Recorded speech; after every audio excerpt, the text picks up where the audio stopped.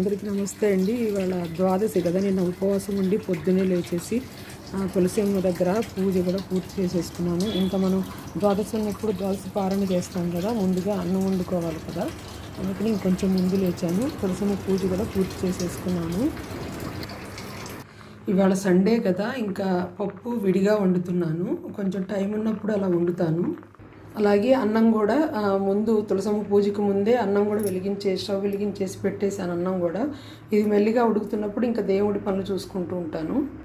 ఇవేమో మా కింద అపార్ట్మెంట్లో పారిజాతం అండి. అవన్నీ పొద్దున్నే ఎరుకొచ్చి కింద పడతాయి కదా, ఒకసారి మొత్తం అన్నీ కడిగేసి ఇప్పుడు ఆరబెడతాను పూలన్నీ. లో ఫ్లేమ్లో పెట్టి మిగతా పనులు చేసుకుంటే పప్పు కూడా ఉడికిపోయిందండి. దోసకాయ ముక్కలు వేసేసాను. ఇంకాసేపు ఉంటే ఉప్పు కారం వేసేయచ్చు. అన్నం కూడా చక్కగా ఉడికిపోయింది. మనం మూత పెట్టేస్తే ఇంకా కొంచెం నీళ్ళు ఏమైనా ఉంటే ఎగిరిపోతుంది. దేవుడి నైవేద్యానికి సగ్గుబియ్యం పాయసం చేస్తున్నాను. సగ్గుబియ్యం ముందే నానబెట్టేసుకున్నాను.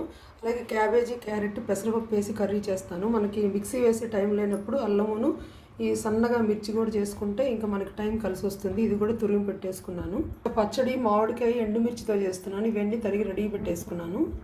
సగ్గుబియ్యం కూడా పొయ్యి మీద పెట్టేశాను. ముందు నీళ్లు పోసి ఉడికించుకుంటే బాగా ఉడుకుతుంది. డైరెక్ట్గా పాలు పోస్తే తొందరగా ఉడకదు. ఇంకా అన్నం కూడా మంచిగా ఉడికిపోయిందండి. ఇంకా మూత పెట్టేసాను ఆఫ్ చేసేసి. ఇంకా పాయసం కోసం కొంచెం నెయ్యి వేసి సేమియా వేపుతున్నాను కూర చేసే ముందు. సగ్గుబియ్యం వైపు టైం లేక వేపలేదండి. ఇంకా సేమియా ఒకటి వేపుతున్నాను. మనం ఎప్పుడు రోస్టెడ్ తెచ్చుకోకూడదు. దేవుడి నైవేద్యానికి రోస్ట్ చేయనివి తెచ్చుకోవాలి. పప్పుకు కూడా పోపు వేసేసాను. మామిడికాయ పచ్చడి తిరమాత కూడా అయిపోయిందండి. పులుపుని బట్టి మిరపకాయలు వేసుకోవాలి. ఆవాలు, మెంతులు, మినపప్పు సరిపోతుంది. సగ్గుబియ్యం కొంచెం ఉడికిన తర్వాత వేయించుకున్న సేమియా కూడా వేసేసాను. ముందే వేస్తే మరీ మెత్తగా అయిపోతుంది. ఇంకా పప్పు కూడా అయిపోయిందండి. ఉప్పు కారం వేసేసి దింపేస్తున్నాను.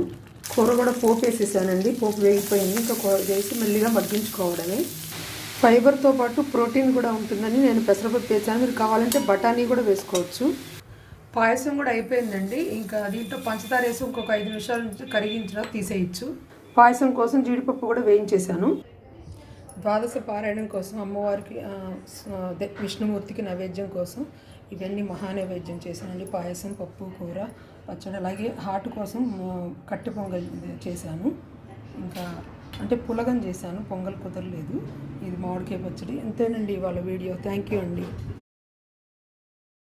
అందరికీ నమస్తే అండి. ఇవాళ ద్వాదశి కదా, నేను ఉపవాసం ఉండి పొద్దున్నే లేచేసి తులసి అమ్మ దగ్గర పూజ కూడా పూర్తి చేసేసుకున్నాను. ఇంకా మనం లో ఫ్లేమ్లో పెట్టి మిగతా పనులు చేసుకుంటే పప్పు కూడా ఉడికిపోయిందండి. దోసకాయ ముక్కలు వేసేసాను. ఇంకాసేపు ఉంటే ఉప్పు కారం వేసేయచ్చు.